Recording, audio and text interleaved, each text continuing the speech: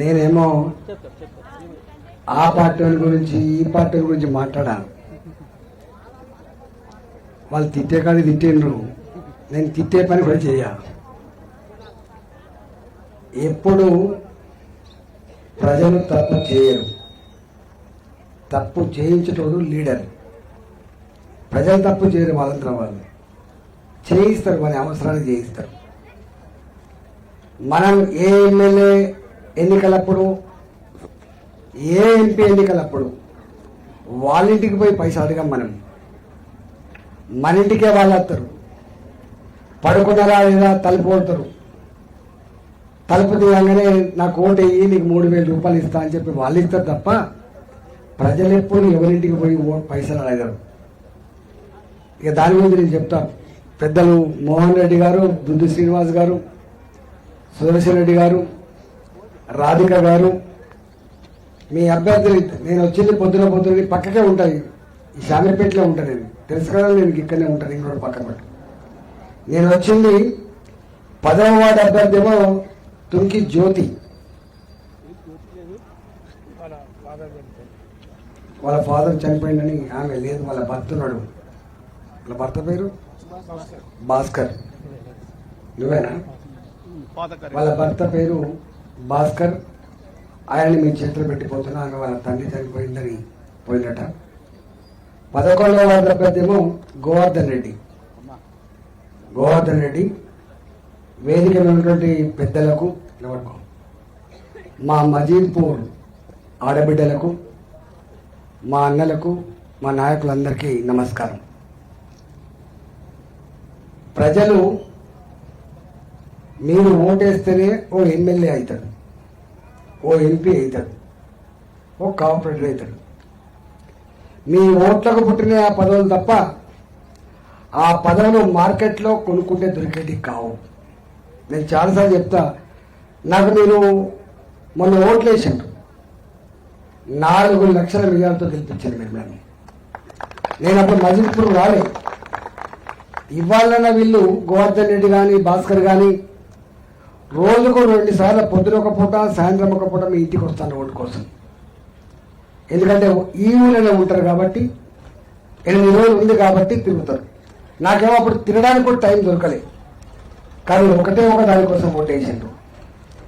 మా కళ్ళ ముందు 25 ఏళ్ళుగా తెలంగాణ కోసం కొట్లాడే బిడ్డగా, తెలంగాణ వచ్చిన వెంటనే పైసల మంత్రిగా ఉన్నది బిడ్డ, కరోనా అప్పుడు వణికిపోతున్నప్పుడు, ఏ ఇంట్లో కరోనా వస్తుందో, ఎవరు చనిపోతారో అని చెప్పి వణికిపోతున్నప్పుడు నేను అప్పుడు ఒక్కనే కనపడేది, ఆరోగ్య మంత్రి కనపడేది.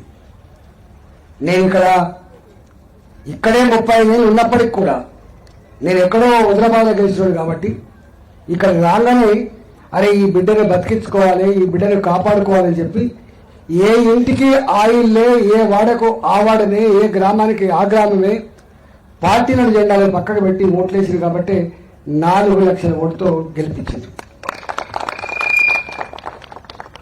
నేను కొత్తగా చూస్తున్నా ఈ ప్రాంతంలో, అంతకుముందు వినేది కానీ ఇది కొత్తగా చూస్తున్నా ప్రత్యక్షంగా.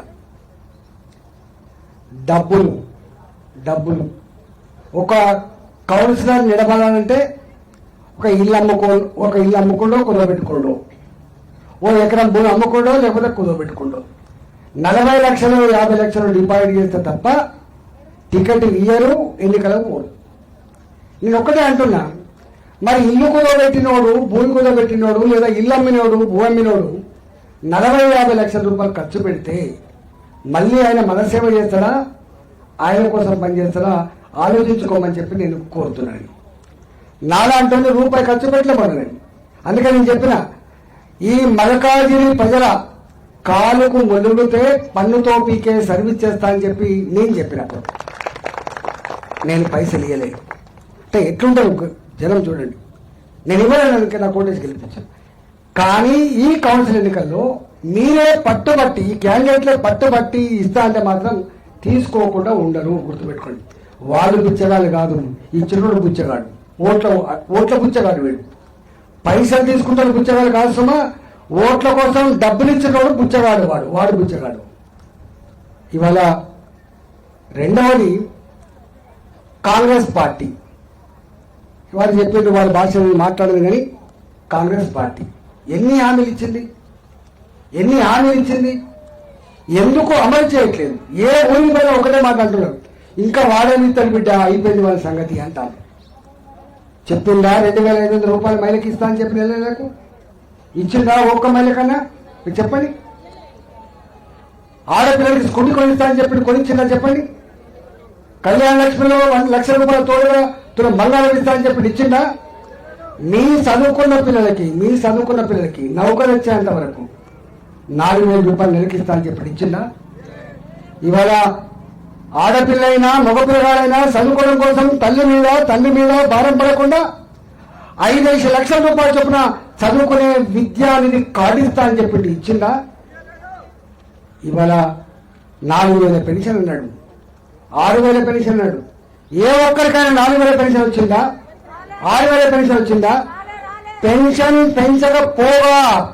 పెంచకపోగా భర్తలు చనిపోయిన ఆడబిడ్డలకు కొత్త పెన్షన్ రాలే. భర్తలు వదిలిపెట్టిన సింగిల్ ఉమెన్ ఒంటరి మహిళకు పెన్షన్ రాలే. మజిలీపూర్ రోడ్డు మీద పోతాడు యాక్సిడెంట్ అయితే జీవోత్సవాల్లో పని ఉంటే తన భర్తను బతికించుకోవడం కోసం కూలి పని కూడా బంద్ చేసుకొని పిల్లలను ఉపాసం పెట్టుకొని పెన్షన్ కోసం చూస్తుంది, వాళ్ళకు పెన్షన్ రాలే. హ్యాండిక్యాప్డ్ పెన్షన్ లేవు, ఒంటరి మహిళ పెన్షన్ లేదు, 65 సంవత్సరాల నిండా ముసలిలకు పెన్షన్ లేదు. ఇవాళ భర్తలు చనిపోయినటువంటి కుటుంబానికి కూడా ఆడబిడ్డ కూడా పెన్షన్ లేవు. ఎవరైనా అడుగుతున్నారా? ఏమని చెప్పిండు? డబ్బుకు కొదవలేదు. ఒక తుణుకు అమ్ముకుంటే 40,000 కోట్లు వస్తాయి, 50,000 కోట్లు వస్తాయని చెప్పిన మనిషి ఎవరు? రేవంత్ రెడ్డి గారు చెప్పిండ్రు. ఇప్పుడేమంటాడు ఆయన? నేను నన్ను కోసినా ₹1 లేదంటుండే ఆయన. ఆయన కేసీఆర్ లంక బిందెలు అని చెప్పి నేను వచ్చినా, కానీ ఉత్త చిప్ప చేతికిచ్చింది కేసీఆర్ అని చెప్పి అంటాడు. అంటే తెలంగాణకు ఉత్త చిప్ప చేతికిచ్చింది బీఆర్ఎస్ పార్టీ. ఇవాళ అవి నమ్మించి మోసం చేసి అధికారంలో ఉన్నవాడు కాంగ్రెస్ పార్టీ. మల్లారెడ్డి గారి గురించి నేను చెప్పను, పేరు ఎత్తడానికి కూడా నాకు ఇష్టం లేదు, కానీ ఎందుకంటే పేరు తీసుకోవద్దు. మాట్లాడుతూ కూడా అంటాడు, నన్ను ఓటేసి గెలిపించిన ప్రజలారా నా చేతులు ఏమీ లేదు, నేను అధికారం లేదు, నా పార్టీ లేదు, ఇంకా 3 ఏళ్ల దాకా నన్ను ఏమీ అడగద్దని చెప్పే వ్యక్తి మల్లారెడ్డి గారు. నేను మల్లారెడ్డి గారి పార్టీని అడుగుతున్నా, నీ మనుషులు ఇక్కడ పోటీ చేస్తున్నట్టు బీఆర్ఎస్ పార్టీ వచ్చింది. వాళ్ళు రేపు గెలుస్తారు. సపోజ్ ఏదైనా ఆశీర్వాదం పొంది గెలిచిన అనుకో, ₹1 పని చేస్తారా? మల్లారెడ్డి గారే నా గవర్నమెంట్ లేదు, నేను ₹1 చేయలేనని చెప్తున్న మల్లారెడ్డి గారు పెట్టిన పార్టీ అభ్యర్థికి ఓటేస్తే ఆయన ₹1 పని చేస్తారా? 5 రూపాయల బిల్ల పనిచేయడు. ఆయన ఒకటే అంటాడు, అరే నేనేం చేస్తానా, నా అధికారం లేదు, అక్కడ రేవంత్ రెడ్డి సర్కార్ లేదు, కాంగ్రెస్ పార్టీది, నేను బీఆర్ఎస్ పార్టీ అని చెప్తారు తప్ప ₹1 పనిచేయడు. మరి చేతిలో ఏమీ లేని బీఆర్ఎస్ పార్టీకి ఓటు వేద్దామా? ఇవాళ మోసం చేసిన కాంగ్రెస్ పార్టీకి ఓటు వేద్దామా? మొన్న మీరు గెలిపించుకున్న భారతీయ జనతా పార్టీ అభ్యర్థిగా అంతో ఇంతో పని ఉంటే చేసి పెట్టే బిడ్డకు ఆయన మద్దతు ఇచ్చినటువంటి పార్టీ బిడ్డలకు ఓటేద్దామా తేల్చుకోమని చెప్పి మనం విజ్ఞప్తి చేస్తున్నాడని మీరు ఆలోచించుకోండి. ఇవాళ మా వాళ్ళకు డబ్బులు లేకపోవచ్చు, మా వాళ్ళు డబ్బులు నమ్ముకున్నాడు కాదు, మా వాళ్ళు ప్రజలు నమ్ముకున్నాడు, మా వాళ్ళు ధర్మాన్ని నమ్ముకున్నాడు, మా వాళ్ళు శ్రమ నమ్ముకున్నాడు. పిలిస్తే పలికే బిడ్డలాగా ఉంటారు, గుర్తుపెట్టుకోండి, పిలిస్తే పలికే బిడ్డలాగా ఉంటారు. మీరు గెలిపిస్తే అధికారం నెత్తికెక్కే బిడ్డలాగా ఉండరు, నోట్లో నాలుక లెక్క ఉండే బిడ్డలాగా ఉంచే బాధ్యత నాది. నేను నన్ను చూస్తాను 20 ఏళ్ళుగా, సంవత్సరం నెలవుతాను. ఎక్కడ ఈ ప్రభుత్వాలు ప్రజల్ని వేధిస్తే గక్కడ భారతీయ జనతా పార్టీ ఉంటుంది, గుర్తుపెట్టుకోండి. భారతీయ జనతా పార్టీ ఇవాళ మోహన్ రెడ్డి గారు కానీ, బాలరెడ్డి గారు కానీ, నరేంద్ర గారు కానీ ఇవాళ తెలంగాణ పల్లెల్లో పొట్ట చేత పట్టుకొని ఈ పట్టణానికి వస్తే 60 గజాల భూమి 50 గజాల భూమి కోసం కొట్లాడిన పార్టీ భారతీయ జనతా పార్టీ అన్నాడు. మీకు తెలియదా? జవాన్ నగర్, వాజ్పేయి నగర్, బద్దం బాలరెడ్డి నగర్, టైగర్ నరేంద్ర నగర్, భగత్ సింగ్ నగర్, ఇలా హైదరాబాద్ లో ఇట్లాంటి బస్తీలన్నీ కూడా భారతీయ జనతా పార్టీ అన్నాడు కొట్లాడి పేదలకు 50 గజాల జాగిచ్చి ఇల్లు కట్టించిన పార్టీ భారతీయ జనతా పార్టీ. కానీ ఇవాళ ఈ పార్టీ ప్రభుత్వం హైడ్రా తెచ్చిన తర్వాత ఇది చెరువు పక్క పడుతున్నది, ఇది బఫర్ జోన్ లో ఉంది, ఇది మురికి కాలం మీద ఉన్నది, ఇది అసైన్మెంట్ భూములలో ఉంది, ఇది దేవాలయ భూములు ఉందని చెప్పి ఇల్లు కూలగొడుతున్న మాట వాస్తవంగా కాదు ఆలోచించేయండి. హైడ్రా పేరిట 100 మంది పోలీసులు తీసుకుపోయి డోజర్లు పెట్టి 40-50 ఏళ్ల క్రితం కట్టుకున్న పేదల గుడిసె కూలగొట్టేవాడు వాడు మనిష, వాడు పశువు. ఒకసారి ఆలోచించేయండి. ఎవరు వీళ్ళు? ప్రభుత్వం అనేది ఎవరి పక్షాన ఉండాలి? ప్రభుత్వం దొంగల పక్షాన ఉంటుందా? ప్రభుత్వం ల్యాండ్ గ్రామాల పక్షాన ఉంటుందా? ప్రభుత్వం డబ్బున్న వాళ్ళ పక్షాన ఉంటుందా? ప్రభుత్వం పేదల పక్షాన ఉంటుందా? ఒకసారి ఆలోచన చేసుకోండి. పేదల పక్షాన ఉండే ప్రభుత్వం అయితే నిన్న నేను ధర్నా పెట్టించిన ఎప్పుడో కట్టుకున్న ఇల్లు ఇంతవరకు వాళ్ళకు ఉన్నది తెలియదు. 40 ఏళ్ల క్రితం కొనుక్కొని కట్టుకున్న ఇల్లు ఇవాళ వాళ్ళ ఇల్లు కూడగొట్టా అని చెప్పి నోటీసులు ఇచ్చింది. నేను పోయిన ధర్నాకి ఇవాళ పాపం పేదలకు దిక్కు లేకుండా పోయింది. కలెక్టరేట్లకు పోయినా, పోలీస్ స్టేషన్లకు పోయినా వీళ్ళ పైసలు ఉండవు, వీళ్ళు మేనేజ్ చేయలేరు. పైసలు ఉన్నాడు మేనేజ్ చేస్తాడు, వాడు పెద్దోడైతాడు తప్ప పేదల బతుకులు చూసేవాడు లేడు వాడు. నేను సంవత్సరం నుంచి కొట్లాడుతున్నా ఇల్లు కూర్చోద్దని, సంవత్సరం నుంచి కొట్లాడుతున్నా పేదల భూములు గుంజుకోవద్దని, సంవత్సరం నుంచి కొట్లాడుతున్నా పేదలకు న్యాయం చేయమని చెప్పి కొట్లాడుతున్నా. ఇక్కడే ఉంటుంది మురాడిపల్లి, డబుల్ బెడ్రూమ్ ఇచ్చిండ్రు, పాపం ఎక్కడి నుంచో వచ్చి ఇచ్చిండ్రు. తాగే నీళ్ళు లేవాడ, కరెంట్ లేదు, అక్కడ లిఫ్ట్ పనిచేయవు. సంవత్సరం అవుతుంది. నేను ఫస్ట్ టైం చూస్తున్నా ఒక ఎంపీ ఫోన్ చేస్తే వెంటనే పనిచేసి పెట్టే సిస్టమ్ ఉండే, గౌరవం ఉండే. ఎంపీ అంటే ఎమ్మెల్యే అంటే గౌరవం ఉండే, అధికారం ఉన్నా లేకపోయినా ప్రజల సమస్యలు చెప్పినప్పుడు పరిష్కరించే సత్తా ఉండే. గంత ఇన్ఎఫెక్టివ్ గవర్నమెంట్ ఉండేది ఇక్కడ. కానీ వాళ్ళకు 100 సంవత్సరాలకు అధికారం ఇయ్యలే. వాళ్ళకి ఇచ్చింది ఉంటే గింటే ఇంకా 2 సంవత్సరాలన్నర ఉంటారు తప్ప అంతకంటే ఎక్కువ ఉండడు. గుర్తుపెట్టుకోండి. ఎవరు విర్రవీగినా ఎవరి కళ్ళు నెత్తికెక్కినా ఆ విర్రవీగే నాయకుడిని మళ్ళా బొంద పెట్టే శక్తి ఎవరికి ఉంటుంది? ఇలా ప్రజలకు ఉంటుంది. ఇక్కడనే కేసీఆర్ పోతుంటే ఎప్పుడు ఫామ్ అవుతుంది. పోతున్నప్పుడు జామకాయలు అమ్ముకుంటున్నాను, పళ్ళు అమ్ముకుంటున్నాను, పంచాయతీ దుకాణంలో మొత్తం తీసి దాచిపెట్టేది. ఆయన పోతున్నప్పుడు 2 గంటలు అటు 2 గంటలు ఇటు ఇదే పోలీసులా పనిచేశారు. ఎవరు ఆయన? మనం ఓటేస్తే గెలిచినటువంటి, మనం కూర్చోబెడితే కుర్చీ మీద కూర్చున్న ముఖ్యమంత్రి ఎర్రవల్లికి పోవాలంటే ఇగో ఈ రోడ్లో ఉన్న ప్రజానికాన్ని నరకం ఉండేది పోయేటప్పుడు వచ్చినప్పుడు. కాదా చెప్పండి మీరు? వీళ్ళేనా వాళ్ళు చంపుతారా? వీళ్ళని దొంగలా? వీళ్ళని క్రిమినల్సా? జామకాయలు అమ్ముకున్న క్రిమినల్సా? పళ్ళు అమ్ముకుంటాడు క్రిమినలా? కూరగాయలు అమ్ముకుంటాడు క్రిమినలా? గది భరించలేక, కుటుంబ పాలన భరించలేక, ఆంకారాన్ని భరించలేక గుద్దుతే దిమ్మ తిరిగిపోయింది కేసీఆర్కు. ఇవాళ ఈ ప్రభుత్వం కూడా ఏది పడితే మాట్లాడుతుంది. గౌరవం లేదు, మర్యాద లేదు.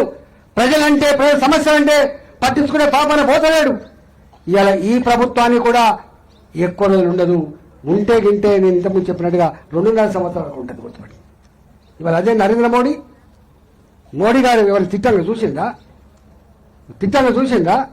ఒకటే అంటాడు, నేను ప్రధానమంత్రిని కావచ్చు కాక, కానీ 140 కోట్ల ప్రజలకు సేవకుని మాత్రమే అంటాడు నరేంద్ర మోడీ. సైలెంట్గా చేసుకుంటూ పోతాడు ఆయన. ఒకప్పుడు భారతదేశం అంటే ప్రపంచంలో పేదోళ్ళ దేశం, గరీబుల దేశం. ఎవరో సాయం చేస్తే తప్ప ఇవి ఈ రాజీవ్ రహదారి రోడ్ వేసినప్పుడు ఏషియన్ డెవలప్మెంట్ బ్యాంక్ అప్పిస్తే రోడ్ వేసింది. రోడ్డు గుర్తుపెట్టుకోండి. ప్రపంచ బ్యాంకు రుణం ఇస్తేనే రోడ్ వేసిండు. ప్రపంచంలో ఏ దేశంలో సాయం చేస్తేనే ఓ రోడ్ వేసిండు. కానీ వాళ్ళ మీకు తెలుసా, ప్రపంచంలో పేద దేశాలకు అన్నం పెట్టగలిగే సత్తా ఉన్న దేశం భారతదేశంగా అవతరించింది. ఇవాళ భారత్ కానీ ఇవాళ మన పిల్లలు ఎవరైనా అమెరికాలో ఉంటే, మన పిల్లలు ఎవరైనా లండన్లో ఉంటే, మన పిల్లలు ఎవరైనా దుబాయ్లో ఉంటే మీరు అడగండి. ఒకప్పుడు దేశం అంటే ఎట్లుండే, ఇవాళ భారతదేశం అంటే అక్కడ పేరెట్లుంది బిడ్డ అంటే భారతదేశం అనేది మోడీ అంటారు. ఇలా మోడీ అంటారు.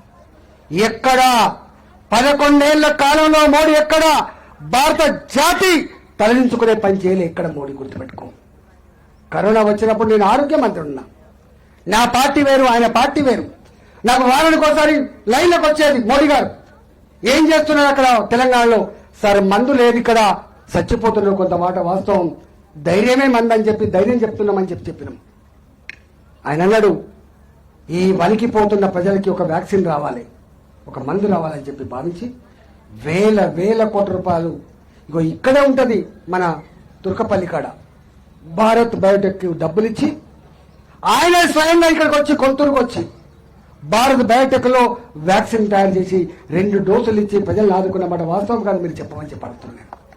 ఎవరిచ్చారు? ఆనాడు ఇవాళ మనం తింటున్న బియ్యం ఎన్టీ రామారావు కిలో ₹1 బియ్యం ఇచ్చింది అన్నాడు. చాలా మంది తెలియదు. ఇవాళ మనం తింటున్న బియ్యం నరేంద్ర మోడీ గారు ఆనాడు కరోనా వచ్చినప్పుడు నా పేద ప్రజలు 80 కోట్ల పేద ప్రజలు ఆకలితో అలమటించమని చెప్పి ఇవాటికి బియ్యం ఇస్తున్న ప్రభుత్వం నరేంద్ర మోడీ గారి ప్రభుత్వం అమ్మా. వీళ్ళు కాదు మరి కాదంటే చెప్పమని చెప్పండి. ఇవాళ మజీద్ పూర్ ఒకనాడు నా గ్రామ పంచాయతీది, నా తుర్కపల్లి ఒక గ్రామ పంచాయతీ, నా అలియాబాద్ ఒక గ్రామ పంచాయతీ.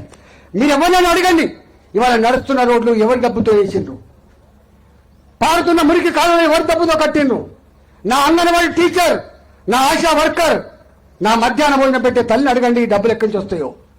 ఇవన్నీ అక్కడి నుంచి వస్తాయి. ఇవాళ పెరిగే చెట్టు, కట్టిన శ్మశాన వాటిక, కట్టిన తడి చెట్లు నీ చౌరస్తాలుగా బలుగుడు డబ్బులు అక్కడి నుంచి వస్తున్నాయి. చివరికి నీ మున్సిపాలిటీలో పనిచేసే కార్మికులకు కూడా అక్కడి నుంచి డబ్బత్తే తప్ప ఇక్కడ రూపాయి లేదు. బిచ్చమెత్తుకుంటున్నది. గొప్ప రాష్ట్రం, ధనిక రాష్ట్రం. నేనున్న దానికి ఆర్థిక మంత్రిగా నాకు తెలుసు. ఇక్కడ దేశం మొత్తంలో ఎక్కువ పన్నులు కట్టే రాష్ట్రం తెలంగాణ రాష్ట్రం. గుర్తుపెట్టుకోండి, ఎక్కువ పన్నులు కట్టే రాష్ట్రం. కానీ వాళ్ళు ఆలోచిస్తున్నాం మీరు ఎంత మేరకి మాకేమొస్తుంది అని చెప్పి అక్కడ చర్చ జరుగుతూ ఉంటుంది. అమ్మా మీకు తెలియదు, మీ పెన్షన్ల కోసం ప్రభుత్వం ఇచ్చే డబ్బు సంవత్సరానికి 12,000 కోట్లు.